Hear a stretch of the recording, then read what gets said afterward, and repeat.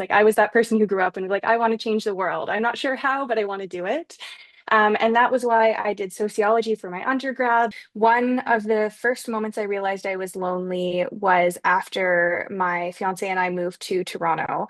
So it was a new city for us. I didn't really know anyone there, and I was actually going through one of the sort of biggest friendship breakups of my life. So it was a lot of Mm. things compounding. And that's when I remember the most painful loneliness that I felt. I was trying to make new friends at law school, and I did eventually succeed, but it was tough putting myself out there, and not everyone wanted to be my friend. Three types of loneliness. So there's intimate loneliness where you don't have those close relationships where you can be vulnerable with people. There's relational loneliness, which is what I was experiencing, where I did have some close relationships. I had people I could be vulnerable with, but I didn't have enough connections. I didn't have enough sort of friendships to feel like I had people to go do things with on the weekend and all of that. Hmm. And then there's collective loneliness where you don't feel a sense of community. Today on the show, we have Maggie, a woman who has turned her own experience with loneliness into a mission to help people build real lasting friendships. She's the former founder of Happier, a Toronto-based community that helped thousands of adults connect and even grew to 10,000 members. She now runs the Social Fitness Club newsletter and supports social entrepreneurs through her community, Founders Who Give a Fuck. With a background in law and years spent working in AI policy, she brings a mix of heart, insight, and big picture thinking about how our social media lives are changing. I'm so excited to talk to her about what makes friendship hard, what makes it beautiful, and how we can all get better at building the kind of community we actually want. So, hi Maggie, thank you so much for being on the podcast.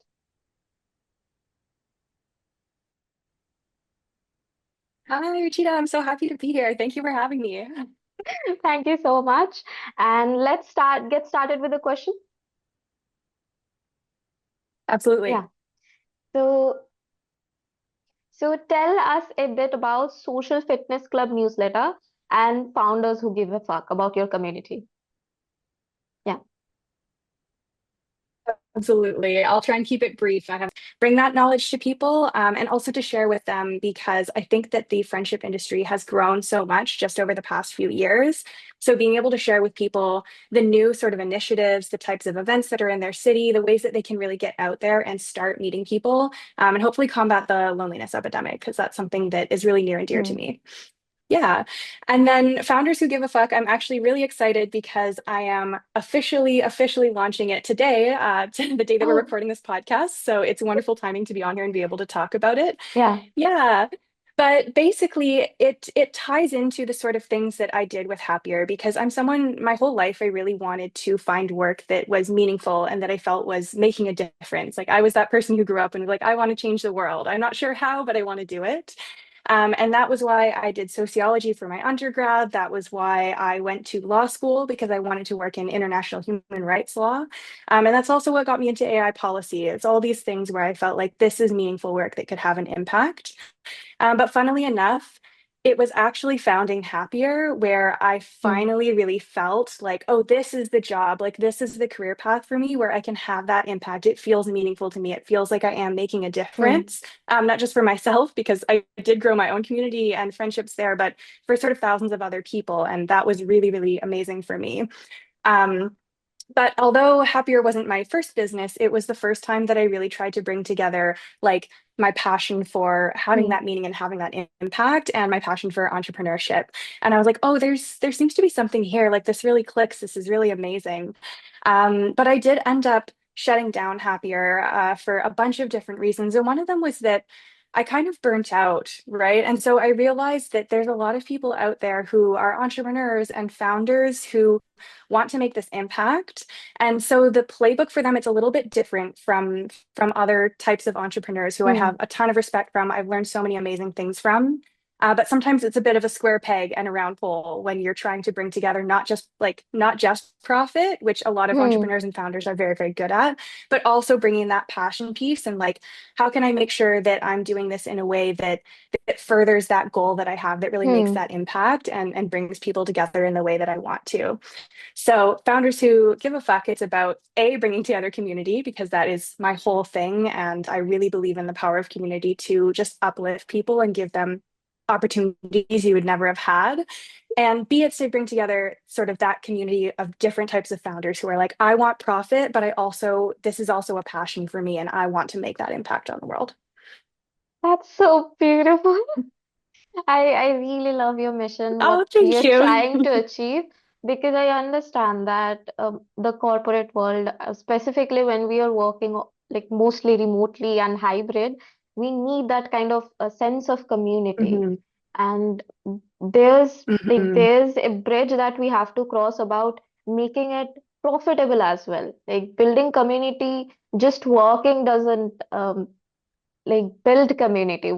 Like building community needs some kind of sense of friendship, sense of oneness that further excels Absolutely. growth. Yeah. So I love what you're I love that doing. you say sense of oneness. Yeah. Thank you. So yeah, I'm just trying to understand you better, and that's what this podcast is for. So let's move on to the second question. So, what's your take on people using AI? Specifically, we have seen like ChatGPT being used as a friend. So, what's your take on that? Like, Hmm. people are using AI every day, and instead of socializing more, networking more, people are just using AI to fill that gap. So, what is your take on that? Hmm. Hmm. To me, it's really worrying. I worked in this a little bit in my time in AI policy. Hmm. It was not my main focus, but it Hmm. was when I had a little bit of time, I would go into this topic because Hmm. obviously it's a passion for me. And to me, I do find it concerning, right? I am not anti-AI. I think that Hmm. these tools can be enormously beneficial. If you think about the sorts of mental health support AI that are being Hmm. put together, I think that's something where we need to move cautiously. But you can clearly see, there is a backlog. There are a lot of people who are trying to get more accessible mental health care. If there are Hmm. ways to integrate those tools very thoughtfully with a human therapist sort of overseeing things, but making it easier for human therapists to kind of make that support accessible and sort of provide support to the many, Hmm. many people who need it. That is one thing. And I think it needs to be done carefully, but I can sort of see the positives as well as the dangers Hmm. when it comes to something like that. Personally, when it comes to something like AI companions, I struggle to see the positives. I mostly see concerns, I mostly see risks. I think that unfortunately, what we have is we have a loneliness epidemic right now. People are Hmm. feeling very disconnected. And so when they have a conversation where it feels like there's some connection, there is some reciprocation, I think Hmm. it's easy to kind of fall into that trap of thinking, oh, this chat GPT is my friend, or any of the other sort of AI tools that are developed specifically to provide companionship or romantic relationships. And what worries me about it is that because it is easier than a human relationship, Hmm. I think it is a trap that people can fall into, to say, I'm going to have a relationship with this AI instead of kind of doing that hard and messy work that human Hmm. relationships require, right? AI does not Hmm. push back. It's sort of a yes and machine. It's almost sycophantic sometimes to the point of almost being frustrating to people because it will Yeah. only flatter you and tell you the things that you want to hear. And that's just not what human relationships look like, right? They're messy, but I also think there's something very beautiful and there's some soul to the human relationships that we can't replace with tools. And so Yeah. my concerns are multi-dimensional here. But I would say one of the biggest ones to me is that for people who are leaning on these tools for that Hmm. companionship, I think that eventually it will ring empty and it will not actually solve the loneliness that they're feeling. So it's not a judgment on them for falling there, but it is a Hmm. concern that it's not really going to actually give them the connection and belonging and love that human relationships do. Okay. Yeah. I feel that like there are advantages to AI as well. But as you said, it needs to be monitored properly for mental health because there are a lot of apps coming out in the market that are helping people seek cheaper therapy, cheaper and more accessible Hmm. therapy. So that is something Hmm. that needs to be monitored, but at the same time, it doesn't like fix the root cause of loneliness if you're just using. There have been a lot of jokes about AI and ChatGPT being their girlfriend and boyfriend and being their companion, but like there lies a much deeper, a deeper problem to it. Yeah. So yeah. So thank you. And let's move Yeah. on to the next question. What was the moment you first realized that you were lonely, even when you were surrounded with good people? Like, what was the moment when you feel like, yes, this is a problem that needs to be solved? And even with good people around you, you are bound to feel lonely. Like, what do you think about that? Yeah, absolutely. So I actually have a few moments. I will still try and Mm, keep it brief, but the thing is that I don't think I had a moment where I realized I was lonely and mm, then sort of fixed it within that month or mm, whatever. Um, One of the first moments I realized I was lonely was after my fiance and I moved to Toronto. So it was a new city for us. I didn't really know anyone there, and I was actually going through one of the sort of biggest friendship breakups of my life. So it was a lot of mm, things compounding. And that's when I remember the most painful loneliness that I felt. I was trying to make new friends at law school, and I did eventually succeed, but it was tough putting myself out mm, there, and not everyone wanted to be my friend, frankly, right? And so because I was in such a vulnerable place, even though I had my fiance, I had a great family support system, I had mm, a couple of friends who lived in my hometown. I did feel very disconnected, and so I really struggled with that. I had moments of sort of sobbing on the couch. So that I would say is the number one moment that I realized it. And then a less dramatic moment when I realized it was after I had graduated. I had made some friends in law school, but they were all lawyers. Unlike me, I went into policy, they went into law, they were working like crazy. mm, And I realized again, I have good friendships in my life, but I don't feel like I have enough friends. And I mm, realized years later, as I got into this topic, that there's three types of loneliness. So there's intimate loneliness, where you don't have those close relationships where you can be vulnerable with people. There's relational loneliness, which is what I was experiencing, where I did have some close relationships. I had people I could be vulnerable with, but I didn't have enough connections. I didn't have enough sort of friendships to feel like I had people to go do things with on the weekend and all of that. mm. And then there's collective loneliness, where you don't feel a sense of community. So understanding there's these different types of loneliness, I think, is really important to kind of seeing why people can have great connections. You can have your romantic partner, you can have your best friend, you can have your family, and you can still feel like there are things missing, from that relational loneliness or that collective loneliness sort of standpoint. Okay, okay. So yeah, I understand. Because I didn't know that there are like three stages of loneliness, like how you interpret. So that was really informative for me as well. So that I can like whenever I'm feeling lonely, I can just put some kind of definition to it and try and address it. So let's move on to the next question. Absolutely. So why do you Okay. think it's so hard for adults to make friends? Like as kids, it was super, super easy for us to make friends. But as adults, I feel like I have to think 10, 20 times before actually approaching someone. And I'm like, I would rather have my book and read than go ahead and make a friend and make a real connection because it makes me Yeah. anxious. And I guess a lot of people struggle with that as well. So why is it so hard for adults to make friends? Yeah, this is a great question. I have so many different things I could say about this, so I'll try and focus in on one Hmm. or two of the reasons, Okay. maybe.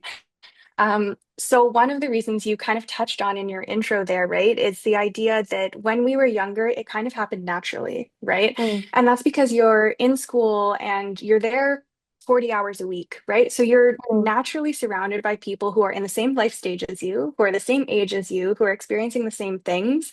And you get those hours in and that face time in with them because you have to be in school. They have to be in school. You're getting a lot of sort of accidental time spent together. So that's why it feels very organic. You don't have to Mm, go out and seek people because you are interacting with people. You have almost this built-in community every single day. Not, and you're not going to like everyone, but you're going to be able to find your mm, people that way. Whereas when we get older and we're no longer in school, and especially now that we have sort of remote work, it's a lot less common to get 40 hours a week of mm, FaceTime in with people. You have your adult responsibilities. You need to, do the dishes, do the laundry, schedule your dentist appointments. We're much busier, and our main sort of responsibilities don't overlap with being in the same room as people for all of those hours. And it takes a lot of hours to kind of mm, make even a casual friend and make a close friend. So part of it is time and being busy. And part of it is also because our whole lives we grow up and friendships happen organically. So we don't realize that when things sort of shift, when we're no longer in school, if we're not going to sort of a big social workplace, friends aren't going to happen organically anymore. And they don't have to happen organically, but you have to be, as you said, you have to be putting yourself out there. You have to go and really seek people out. mm, And so I think that's a big part of what it makes it hard for people too, is they think it should happen organically. If it's not happening organically, then maybe it's forced, or that they shouldn't mm. pursue that. But it's not the case. It's just you're in a different life stage, and the circumstances of friendship are different when we're adults. So I'll stop there because there's many things I could say about why it's hard, but I think those are a few of the sort Yeah. of key ones, the key structural ones that kind of make it difficult for people. Yeah, because I feel the same way about making friends right now because I work remotely. Most of my, even the networking calls are very much online. I don't meet with people Hmm. offline much often. And if I get a chance to meet with a LinkedIn creator who lives nearby, then I take the chance and I actually try and meet them in person. I have done that. But Yeah, yeah, specifically when you're in a corporate world or when you're working remotely, it's much, much harder to make genuine friends. Friends, and on top of that, making genuine friends who will actually uplift you is entirely another story as well.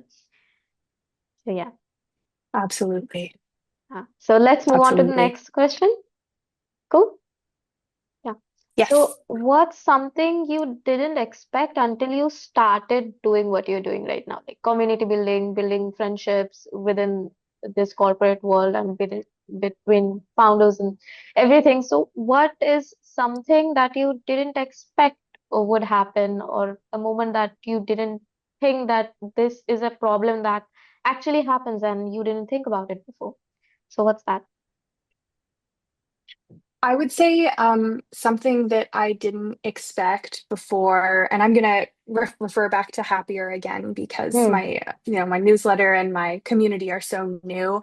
Something I really didn't expect was that community would change so much for me. I started Happier because I felt lonely and I wanted friends, and Hmm. that was a huge transformation for me. I made a bunch of amazing friends. I made a great community.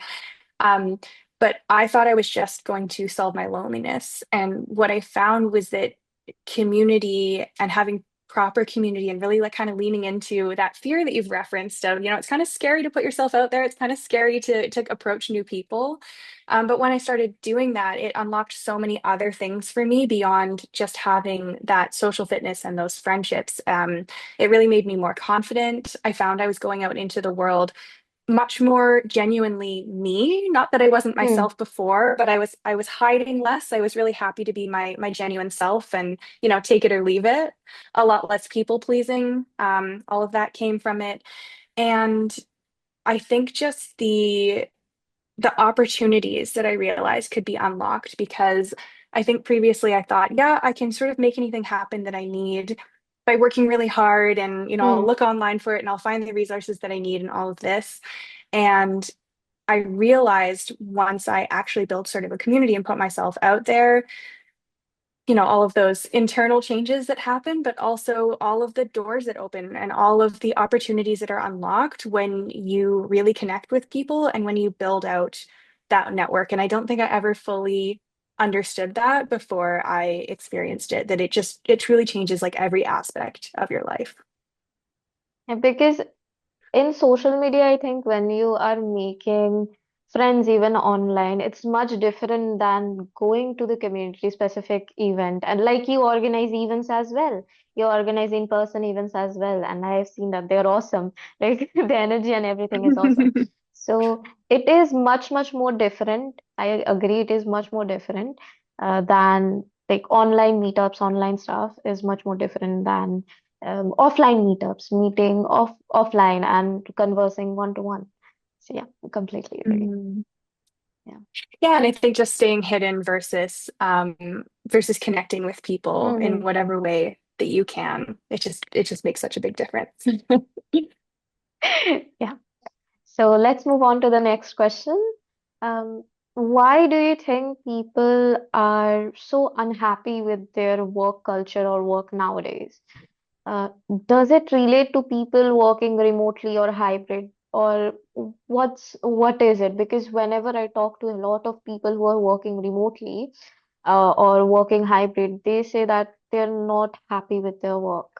Does it relate? Does Mhm. that kind of loneliness or does that kind of sense of not having a community relate to being like chronically online or something? What do you think about that?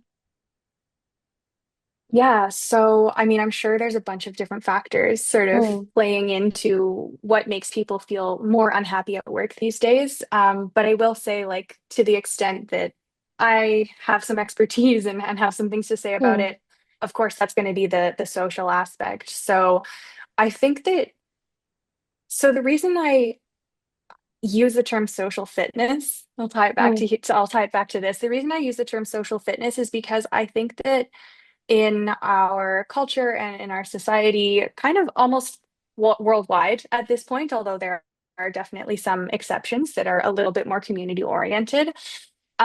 There's this tendency to not see our social lives or our relationships as being very, very important, right? Like work is really put at the top, advancing in your career, mm, making sure that you are physically healthy and fit and going to the gym. These are the sorts of things that are seen as like high, high priority. Whereas our relationships and our social lives, it's kind of seen fluffy. It's kind of seen as this like nice to have thing. Um, but what we are starting to, I think, really realize, and I think COVID kicked off some of this mm, because people were isolated. And in the years following, we've kind of started to notice a shift in this mindset. But what we've started to realize from that is that it's not fluffy, it's not extra. So I use the term social fitness to kind of show like this is not a nice to have, it's actually a vital piece of your health. And it's something you do need to pay attention to. And so I think people were surprised when they started working remotely and it was like, oh, how handy is this? I get to stay at home. I don't have yeah. to pack a lunch anymore. I can just, go make it. I don't have to commute. Like this is amazing. I can stay in my pajama bottoms. Um, and what we didn't realize, including me, is that the trade-off for that was that you're not getting those social touch points. Mm, And so referring back to when I talked about intimate, relational, and collective loneliness, we think that maybe all we need are those close relationships or those friends, and it doesn't matter if I interact with coworkers, mm, but at the end of the day, it actually really does. We need those too. We need those kind of weak ties, as sociologists call them, and we wouldn't expect to miss them, but we do miss them. We yeah. miss that sense of having a community. We miss being able to just talk to someone at the water cooler. So I think that definitely plays a part, and it makes people feel isolated when they're like, I actually don't, I don't have coworkers to Yeah. talk to. I haven't spoken to anyone today except my cat, right? It's it can be a problem. Yeah, like since I work remotely as well, like very often times I seek one-on-one interactions and stuff. So that is also like Hmm. I will tell you something funny. Uh, the only Yeah. one of the main reasons I go to the gym is because I get surrounded by people. Like I can see that people are Hmm. moving around me, people are there, and if my gym bro comes around, like there's a girl, so if she comes around, I just talk with her, chat with her, and that kind of gives me a Yeah. sense of community. That kind of makes me feel like, okay, there are people around me because and I seek one-on-one events as well. But it's not possible all the time So this is funny, but I kind of seek gym that way. That okay, I need to get Yeah, surrounded by people. I need to get surrounded. Even though I am absolutely. very introverted, I am a very introverted, but that is why it took me so much time to actually start my YouTube channel. But I'm really introverted, and Yeah, it took time for me to get out of like posting and stuff. But even being an introvert, I feel like I need to be surrounded by people, or else I will go insane if I just work and don't talk with people. Yeah. But this also feels like just absolutely. talking to a friend as well. So this is good.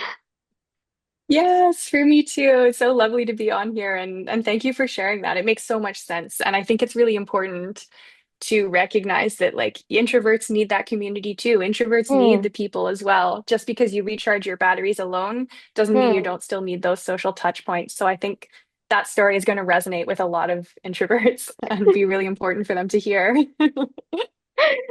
Okay, so um, related to the next question, this is a related question. Sorry, I started. Mhm. This is a related question. No, What's one story from your community building journey that still sticks with you? Like it hit you really hard and you still remember it. So what's that story? so I'm going to tell kind of a mundane sounding story, No. but it is the one that's really stuck with me that I think makes the most sense for this. And that is when I was preparing to host my very first friend making event. Um, there was sort of a chain of reactions that happened for me in terms of seeing the power of community and seeing what those connections could help unlock. And so when I was preparing to host that first event, I reached out to a person that I had met very recently, and they kind of just came up to me at the bar and they started chatting and they were like, we're gonna hang out tonight, like if that's okay, blah blah blah. They were so friendly, they were so personable, like clearly they'd never heard of social anxiety. So when I was planning to host my first event, I thought of Yeah. them immediately and I wanted to hire them to come and be a facilitator and help the people at my event kind of open up like that and feel comfortable and feel welcomed into the space. So I reached out to them. They ended up being a facilitator at that first event. They also told me, oh, I have a friend, Molly, and I think she'd be great at this too. Would you like me to ask her? And so that person and Molly, they both ended up coming, being facilitators at my first event. And so it was a sort of a chain reaction. That was the first event that went viral. I had them there helping and really, really making that event successful. And then Molly, who was the friend of the friend, turned to me and said, oh, I noticed you're renting out this venue. That must be expensive. I actually know someone who owns a coffee shop in Toronto. Do you want me to introduce you? Because I think that you have a partnership with them and get your venue space much more cheaply in a way that's beneficial for both of you. And so she did introduce me. That ended up being one of our main venues that we went to. And it was also the reason I was able to host my first profitable event because I was spending so much on Hmm. facilitation and food and activities, and the venue itself was the biggest expense. Hmm. And so it was kind of this ripple effect where I started to feel, oh, if I reach out to people and I just sort of make that first contact and I tell people about what I'm doing, they have connections and their connections have connections and their connections have Hmm. connections. And it sort of all comes together in this way that unlocks doors that I never would have found by myself. By myself, I'm just finding venue rental websites and I'm paying a premium for it. Um, so that's a story that kind of sticks with me, especially that intro to that first coffee shop owner, because that was that was really powerful for me. That allowed me to make sort of my first actual dollar that was able to go into my pocket. And it Hmm. showed me, the value of being connected beyond just the psychological value of like I have friends now and I have people where I feel like I belong, which is also very, very, very important. Yeah, because this kind of, and I also believe, like, it's fine. This is my belief that when you really want to do something for the good of others, and when you're really passionate about something, the universe has a way of like making it happen sooner or later, making it. And from Mm, your story, I also realized that it's so much important to just put out ourselves out there, just show up, put yeah. ourselves, tell more about ourselves. Even though like I am an introvert, I have struggled. Like the first 6 months of my business, I didn't even go on client calls.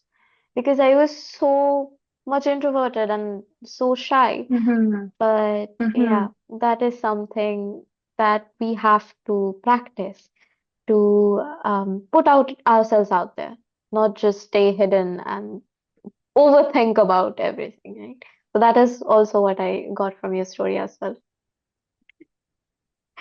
Okay, Yeah, so no, that's an amazing takeaway. Oh, yeah, sorry, there may be a slight lag. I don't mean to interrupt you. I just wanted to say that's an amazing takeaway, and it's really interesting to hear that about you and that that's been your journey because I really admire the way that you put yourself out there and you're connecting so much on LinkedIn. I can see you doing it, and I'm like, wow, that's incredible. She's so good at this. So I am clearly, very bad you've at put a lot of it. work in there.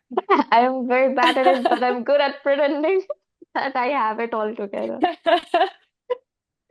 All that matters. I Fake it till you make it. love that.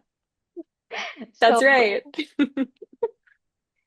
so if you had to describe yourself as a social emoji, which one would you pick and why? Oh, that's hilarious. I love that. I think I would be that list smiling face that has all the little hearts around it. I use Oh, that one yeah, all the time, and I just feel like it feels very me. Obviously, not when I'm grumpy, but I think most of the time that's how I feel. I'm just kind of like smiling. It's all love, like let's be nice to each other. That one feels very me. yeah, the I can get the energy even through thousands of miles away as well. Like, it feels very warm and cozy, and it feels very nice talking with you. Okay, so Oh, we are in the thank last you. section of our podcast. This is an yes and no. You can follow it up with a short answer. So this is a rapid fire round. Okay, So let's get started. sounds good. Yeah. So should every city have a friendship cafe? Oh, yes. Do you want me to elaborate or should I just do yes, Yeah, no? yeah, yeah. You can elaborate a little bit. Yeah. Okay, huge yes. That would be amazing. My dream would be to open something that's like a WeWork, except for friendship rather than like co-working. Every single city should have it. We need those third spaces. I would love that. I would love to see it. Okay. Are voice notes superior to texting? I'm gonna say yes. Hmm. In voice notes. I'm not Hmm. someone who loves voice noting all the time because I'm like, oh, I have to go and get my headphones and be somewhere where I Hmm. can listen to this. So sometimes I take longer to respond to voice notes, but especially when I'm just getting to like if someone's reaching out on LinkedIn, I love getting a voice note because you can hear people's personality and their intent and their emotions, and it's a really lovely, more personal way to connect, I think.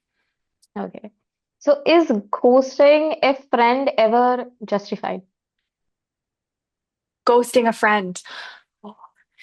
I would say no.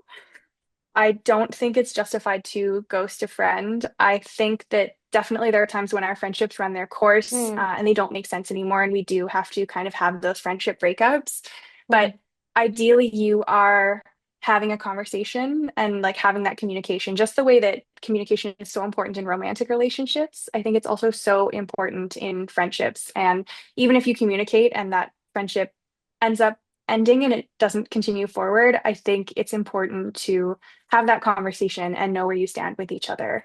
So I think ghosting is painful romantically, it's Yeah. painful in a friendship way. Let's try not to do it. Okay. So like should making friends be considered a legit adult skill? Legit, sorry. A legit Oh, adult adult skill. skill. Yeah. Yes. Oh my God. That's again, that's why I use the term social fitness. I want us to see this as like important, like Hmm. necessary, just like you need to brush your teeth, you need to go to the gym, you need to, make money, you need to learn how to make friends and have people around you. 100%. Okay. Last rapid fire. Can you be friends with someone who types in all caps? I can. I definitely can. I love it when you're like super high energy, you're coming at me with like, this is what happened today. I love it. Maybe it depends on your personality. Okay, so I will be texting you in all caps from now. Yes, please do. So, okay, this is the end of the podcast. Thank you so much.